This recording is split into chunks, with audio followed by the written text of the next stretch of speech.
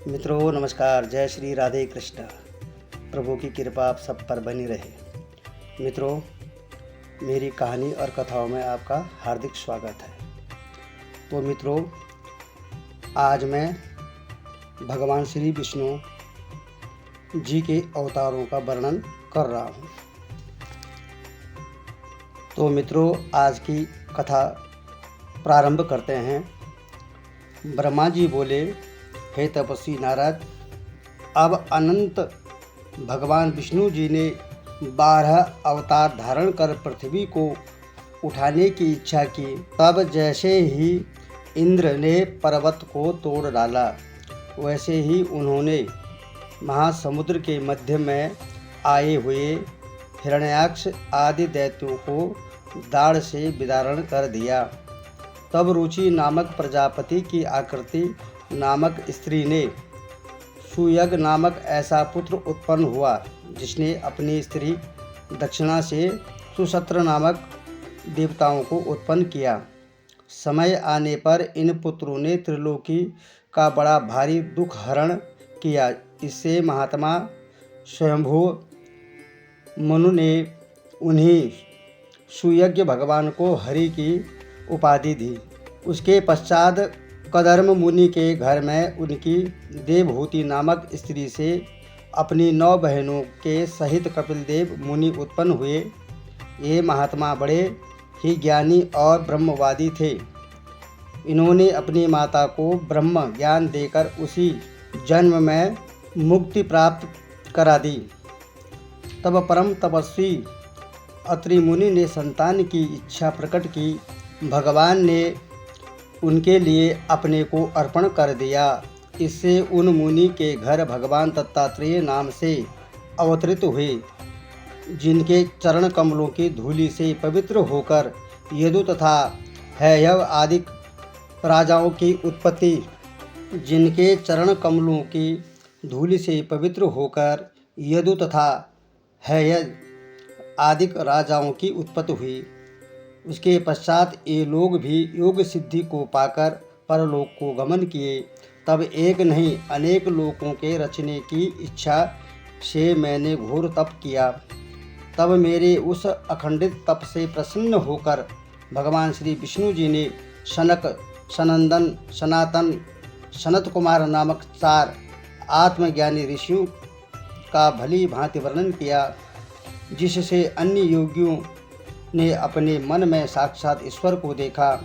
फिर उन्हीं नारायण भगवान विष्णु ने अपनी विशेष योग माया से दक्ष प्रजापति की कन्या मूर्ति के गर्भ से नर नारायण के रूप में अवतार धारण किया। तब उनकी तपस्या नष्ट करने के लिए इंद्र ने कामदेव की सेना रूप उर्वशी आदि अप्सराएं भेजी, परंतु वे भगवान के व्रत को भंग न कर सकी। कामदेव भयभीत होकर भाग गया और भगवान ने अपनी लीला में विजय प्राप्त की। भक्तपरायण भगवान विष्णु जी सर्वसमर्थ और अनेक लीलामय शरीर धारण करने वाले हैं। उनका कामदेव क्या कर सकता है। जिन्होंने बालक ध्रुव को ध्रुव पद दिया। कुमार्ग में प्राप्त राजा बीनु के रक्षा के लिए भगवान ने पृथु जी के नाम से अवतार लिया। फिर राजा नाभि की स्त्री मरुदेवी के पुत्र ऋषभदेव जी के नाम से उत्पन्न हुए। उनके चरित्रों का वर्णन कर कौन पार पा सकता है। हे तपोधन नारद, उन भगवान की महिमा अपरंपार है। वे भगवान मेरे यज्ञ में हयग्रीव नाम से उत्पन्न हुए हैं। उस समय उसके श्वास लेती हुई नासिका से बड़ी सुंदर वेद लक्षणा वाणी उत्पन्न हुई थी। फिर युगांत के समय में उन्हीं भगवान ने समस्त जीव समुदाय के आश्रयभूत होकर मत्स्य अवतार धारण कर जल में विहार किया। फिर उस समय इन भगवान ने बड़ी विचित्रता उत्पन्न कर दी। जब देवता तथा दानवों के यूथपति अमृत के लिए समुद्र को मथने लगे थे, तब कश्यप रूपधारी विष्णु जी ने अपनी पीठ पर मंदराचल पर्वत को धारण किया था और उन्हीं विष्णु जी के नरसिंह रूप धारण कर हिरण्यकश्यप को मारकर भक्त प्रहलाद की रक्षा की थी। इसके पश्चात जब तड़ाग ने मध्य में महाबलवान ग्रह ने हाथियों के यूथपति का पैर पकड़ लिया था, तब उसकी पुकार सुनकर हाथ में चक्र लिए गरुड़ के ऊपर सवार होकर नारायण ने चक्र से ग्रह का बदन विदारण कर गज को ऊपर निकाल लिया। फिर उन्हीं नारायण ने राजा बलि का मान मर्दन कर 3 पग से समस्त पृथ्वी को नाप लिया था। हे नारद, तुम्हारी बड़ी भक्ति से प्रसन्न होकर ही मैंने यह भागवत ज्ञान तुमसे कहा है, जिसे सुनकर मनुष्य सहज ही में आत्मज्ञान को प्राप्त कर लेते हैं। इन्हीं भगवान ने धन्वंतरी जी का अवतार लिया था, जिसमें उन्होंने बड़े बड़े रोगी मनुष्यों को रोगों का शीघ्र ही नाश कर दिया था। इसके पश्चात संसार को नाश करने के लिए उग्र पराक्रमी परशुराम जी ने 21 बार अपने तीक्ष्ण धार वाले फरसा को लेकर ब्राह्मणों के द्रोही वेद मार्ग को छोड़ने वाले पृथ्वी में कंटक रूप राजाओं का संहार किया। इसके बाद इन्हीं भगवान ने इक्ष्वाकु वंश में राजा दशरथ के घर श्री रामचंद्र जी के नाम से प्रकट हुए। पिता की आज्ञा मान सीता और लक्ष्मण सहित वन में जाकर दुष्टों का नाश करते हुए परम अत्याचारी रावण का नाश किया था। उस समय लंका में जाने के लिए समुद्र मार्ग नहीं दे रहा था, परंतु भगवान के कुपित होते ही समुद्र थर थर कांपने लगा। उसने शीघ्र ही श्री राम जी को लंका में जाने का मार्ग दे दिया और उसके पश्चात दैत्यों की सेना से दुखित पृथ्वी के क्लेश को नाश करने के लिए बलभद्र तथा श्री कृष्ण जी के नाम से भगवान ने मथुरा में अवतार धारण किया। तब उन्होंने अपने बाल्यकाल में ही पूतना राक्षसी को मारकर अपने घुटनों से ही बड़े बड़े 2 अर्जुन वृक्षों को जड़ से उखाड़कर फिर कालियदह में विहार करते हुए अत्यंत विषधर चंचल जिह्वा वाले काली नाग को नाथ कर उसका मान मर्दन कर दिया।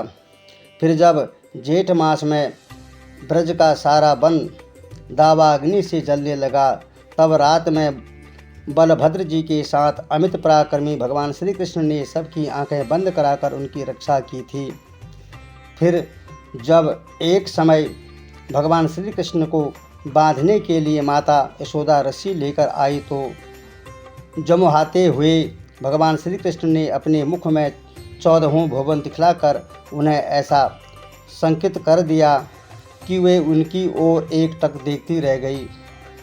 एक समय भगवान श्री कृष्ण ने वरुण जी के पास बंधन से नंद जी को छुड़ाकर व्योमासुर को गुफा में डालकर गोपों को छुड़ाया था। जब भगवान श्री कृष्ण जी 7 वर्ष के थे, तब इन्होंने दिन रात अपूर्व जलधार बरसाते हुए इंद्र के प्रकोप को गोवर्धन पर्वत को उठाकर वज्र की रक्षा की थी। फिर जब चंद्रमा की किरणों से व्याप्त रात्रि में रास करने की इच्छा से भगवान श्री कृष्ण वन में क्रीड़ा करने गए, तब वहाँ नृत्य और गान के माधुर्य से उत्पन्न कामदेव रूप वाली स्त्रियों को हरने वाले शंखचूर्ण का उन्होंने सिर काट दिया। और जो प्रलंबासुर, धेनुकासुर, बकासुर, केसी और अरिष्टासुर, चाणूर, मुष्टिक, कुबलया, कंस, कालयमन, भौमासुर तथा पौंड्रक आदि शाल्व, मयंद और द्विविध आदिक बानर, बल्लभ, विदुरथ और रुक्मी आदि प्रशंसनीय धनुषधारी योद्धा तथा कंबोज, मत्स्य, कुरु, कैकई और सृंजय आदिक आदताइयों को बलभद्र, भीम, अर्जुन आदिक विष्णु जी के कपट नामधारी पुरुषों ने उन सबको मारकर बैकुंठ को स्थान को भेज दिया। यह सब कथाएं आगे बताएंगे। काल से जब लोगों की बुद्धि और आयु का ह्रास हो जाता है और जब लोग वेदों को दुर्गम जानकर उन्हें समझने की शक्ति नहीं रखते, तब यहीं विष्णु भगवान प्रत्येक युग में माता सरस्वती के गर्भ से उत्पन्न होकर वेद व्यास के रूप में वेद रूपी वृक्ष का शाखा रूप से विभाजन करते हैं। इसके पश्चात हे नारायण बौद्धावतार लेकर अनेकों प्रकार के सिद्धांत प्रकट करते हैं। इसके पश्चात जब सज्जनों के घर में भी भगवान विष्णु की कथा नहीं होगी, ब्राह्मण क्षत्रिय तथा वैश्य पाखंडी हो जाएंगे, तब शूद्र राजा होंगे, और जब स्वाहा स्वधा ऐसे वचनों का प्रयोग न होगा, तब यही भगवान कलयुग में कल की अवतार लेकर सबको अंतिम शिक्षा देंगे। हे नारद, कहाँ तक कहूँ, भगवान विष्णु जी के चरित्र का अंत नहीं है। इस संसार में एक विद्वान चाहे तो धूलि के कणों को तो गिन सकता है, किंतु भगवान विष्णु जी के चरित्रों की कोई गणना नहीं कर सकता है। जब भगवान की माया को मैं नहीं जानता, तब और लोग कैसे जानेंगे। मैं तो यह समझता हूँ कि हजार मुख वाले आदि देव शेष भी इनके गुणों को गाते हुए पार नहीं पा सकते हैं। अब भला वही भगवान जिसके ऊपर दया करें और जो कपट रहित होकर भगवान विष्णु जी के श्री चरणों का आश्रय करें, वह क्यों न शीघ्र ही उत्तम ज्ञान को प्राप्त हो जाएगा। हे नारद, परमेश्वर की योग माया को तो मैं जानता हूँ, या तुम लोग और शिवजी, प्रहलाद जी तथा मनु की स्त्री शतरूपा, स्वयंभू मनु और उनके पुत्र तथा प्राचीन महर्षि अंग और ध्रुव जानते हैं। उनके अतिरिक्त इक्ष्वाकु, ऐल, मुचकुंद, विधेय, विश्वामित्र, रघु, अम्बरीश, सगर, गय, मानधाता, अलर्क, रंतिदेव, भीष्म, बलि, दिलीप, सौभारी, उतंक, शिव, देवल आदि तथा श्रुतिदेव आदि ये लोग भी जानते हैं। भगवान विष्णु जी का भक्त कैसा भी पशु पक्षी स्त्री शूद्र और सवर आदि पापी भी क्यों न हो, किंतु वह भी तर जाते हैं। तब भला ब्राह्मणों का तो कहना ही क्या है, क्योंकि ब्राह्मण लोग तो सदैव शांत अभय भेद रहित ज्ञान से एक रस तथा शुद्ध और कारण से जो आत्म तत्वदर्शी माया से रहित रहते हैं, उन्हें देखते ही माया दूर भाग जाती है। वे सर्वदा शोक रहित परम पुरुष भगवान की वह ब्रह्म स्थान में हैं, जिनमें मन को स्थिर करके यत्न करने वाले मनुष्य अभेद विषयों का भी सेवन कर लेते हैं। हे वत्स नारद, संसार को उत्पन्न करने वाले भगवान विष्णु का जो यह संक्षेप चरित्र मैंने तुमसे कहा है, वह यह भागवत नामक महापुराण है। इसमें ईश्वर की विभूतियों का अपूर्व संग्रह है। अब तुम इसको संसार में फैलाओ। और इतनी कथा सुनकर राजा परीक्षित ने श्री सुखदेव जी से कहा, हे महात्मन, अब आप मुझे भगवान श्री कृष्ण के उन उत्तम चरित्रों को सुनाइए, जिन्हें सुनकर मैं संग रहित हो बड़े सुख से अपने इस शरीर को त्याग कर सकूं। क्योंकि जो मनुष्य श्रद्धा से चित्त लगाकर नित्य ही भगवान श्री कृष्ण के चरित्र को कहते हैं और सुनते हैं, उन मनुष्यों के हृदय में भगवान थोड़े ही समय में आ बसते हैं। वो भगवान के भक्त बन जाते हैं। फिर तो वे भगवान अपने उन भक्तों के सब प्रकार के पापों का नाश कर देते हैं, जैसे जल के मल को शरद ऋतु नाश कर देता है। हे मुनीश्वर, अब आप मुझे यह बतलाइए कि पृथ्वी आदि पंच महाभूतों के संबंध से शून्य इस जीव के शरीर का प्रारंभ कैसे होता है, उसका कोई कारण है या नहीं। इस संबंध में आप जो जानते हैं वह मुझसे कहिए।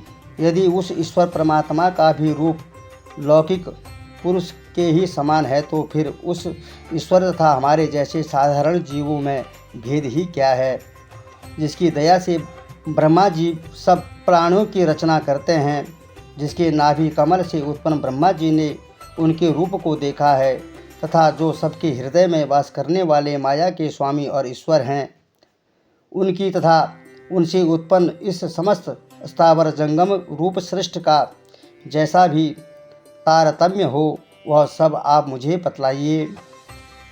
फिर यह कहिए कि उस ईश्वर के बाहर और भीतर के भेद से ब्रह्मांड का क्या प्रमाण है। उस क्रम में वर्णों, आश्रमों तथा महान पुरुषों के चरित्रों का क्या निश्चय है, यह भी आप मुझे बतलाइए। फिर यह बतलाइए कि वे भगवान विष्णु जी युग युग में अवतार लेकर कैसे कैसे चरित्र करते हैं तथा उन युगों का क्या धर्म है और क्या प्रमाण है। मनुष्यों का विशेष या साधारण धर्म क्या है, राजाओं का राजधर्म और आपत्ति के समय आपद धर्म का क्या महत्व है, यह सब आप मुझसे वर्णन कीजिए। फिर तत्व विवेचन के साथ साथ देवा आराधन, अष्टांग योग सहित वेद, उपवेद, धर्मशास्त्र, इतिहासों तथा पुराणों का क्या स्वरूप है, इस प्रकार से धर्म, अर्थ तथा काम की क्या विधि है, यह भी आप मुझे सुनाइए। इसके साथ ही यह भी बतलाइए कि यह स्वतंत्र जीवात्मा बंद मोक्ष के जाल में कैसे आ गया, और यदि आ गया है तो यह अपने स्वरूप में फिर कैसे स्थित होगा। हे महामुने, मैं आपकी शरण में हूँ, आप मुझे बताने की कृपा करें और क्रम से सब बात यथार्थ रूप से बतलाइएगा, क्योंकि भगवान श्री कृष्ण के कथा रूपी अमृत को पान करते हुए मेरा चित्त नहीं भरता। भोजन के बिना मेरे प्राण नहीं विकल हो रहे हैं, किंतु क्रोधित ब्राह्मण के श्राप से जो मेरी मृत्यु का समय अत्यंत निकट है, इससे मैं बहुत व्यग्र हो रहा हूँ। तब श्री सूत जी कहते हैं कि जब भगवान विष्णु की कथा से संबंध में राजा परीक्षित ने सुखदेव मुनि से ऐसे पूछा तो वह बहुत ही प्रसन्न हुए।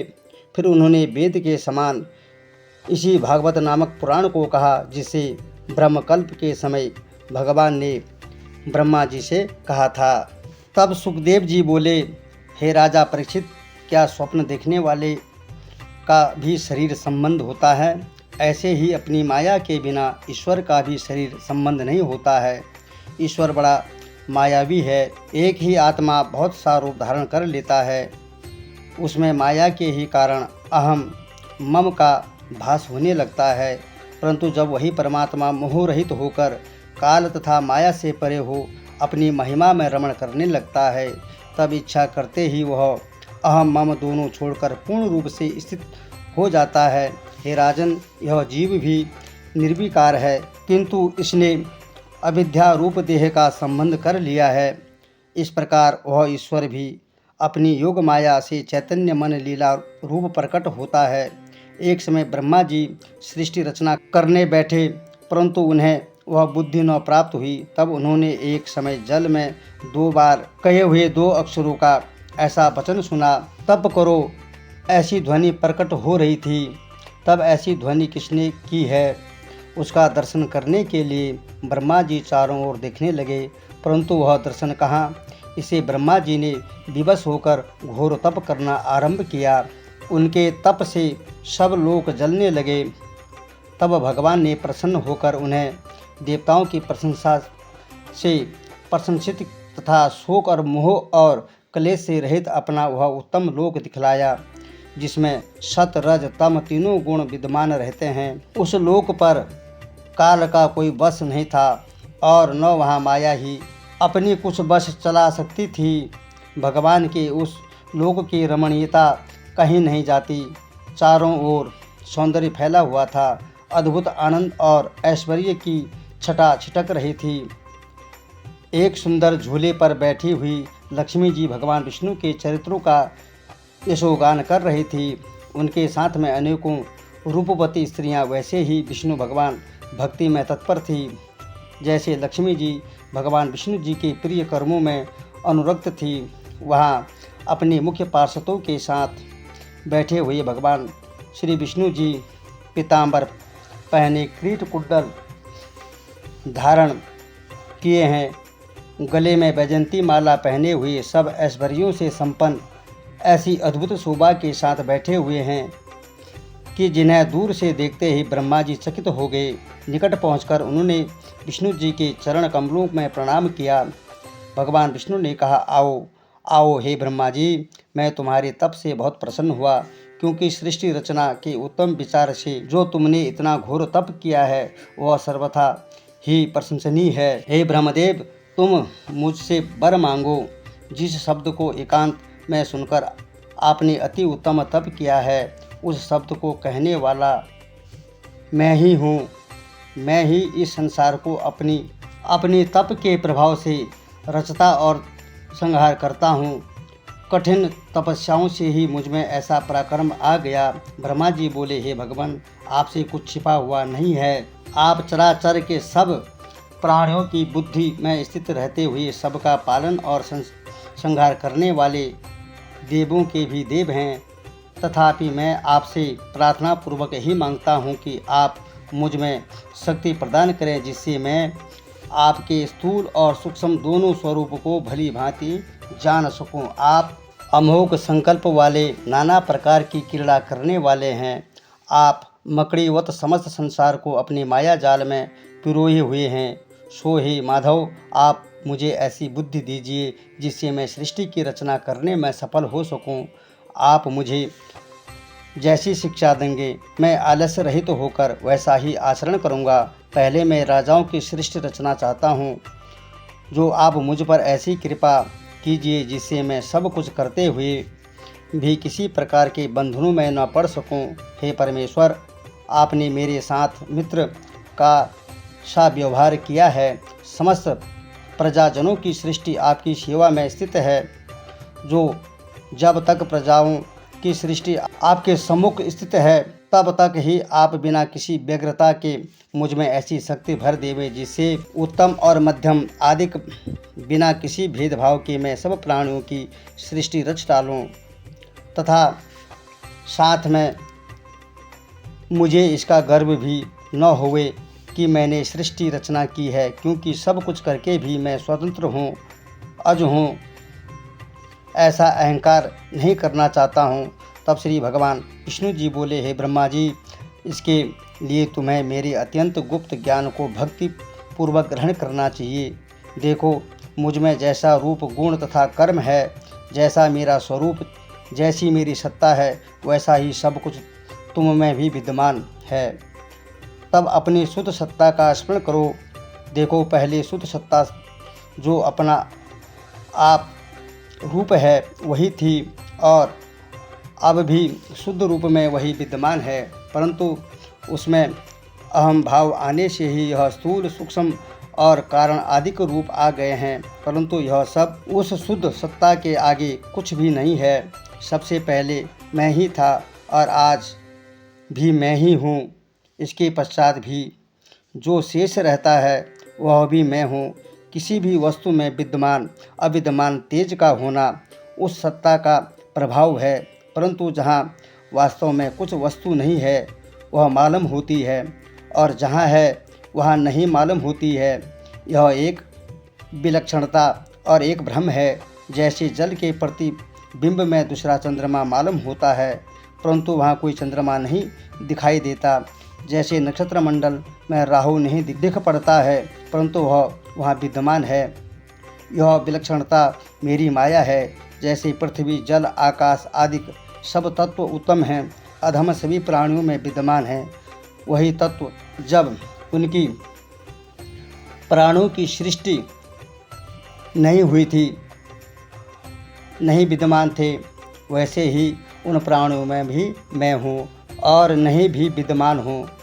जो आत्मदर्शी हैं उनको इतना ही जानना चाहिए कि जो सर्वत्र सर्वदा एक और अनेक रूप से विद्यमान है, सब में मिला हुआ भी है और सबके पृथक भी है, वह वही अपने आप शुद्ध सत्ता ही है। हे ब्रह्मा जी, जब आप अपने उत्तम चित्त से सावधान होकर उस अपने आप रूप में स्थित हो जाएंगे तब कल्पों में अनेक प्रकार की सृष्टि रचना करते हुए कभी भी मोहित न होंगे। तब श्री सुखदेव जी बोले कि ब्रह्मा जी से ऐसा कहकर भगवान श्री विष्णु जी वहीं अंतर्ध्यान हो गए और ब्रह्मा जी बारंबार जोर जोर से उनकी स्तुति करने लगे और उसके पश्चात उन सर्वभूतमय ब्रह्मा जी ने सृष्टि हेतु संसार की रचना की। तब वे पहले यम नियम में स्थित हो प्रजाओं के कल्याण हेतु अपने आयोजन की सिद्धि के लिए योगाभ्यास में लगे।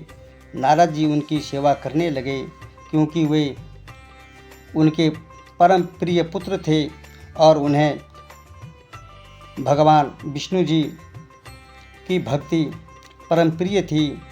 तब वह एक समय जबकि ब्रह्मा जी बहुत प्रसन्न हुए, तब नारद जी ने उनसे यही प्रश्न किया जो आप इस समय मुझसे किए हुए हैं।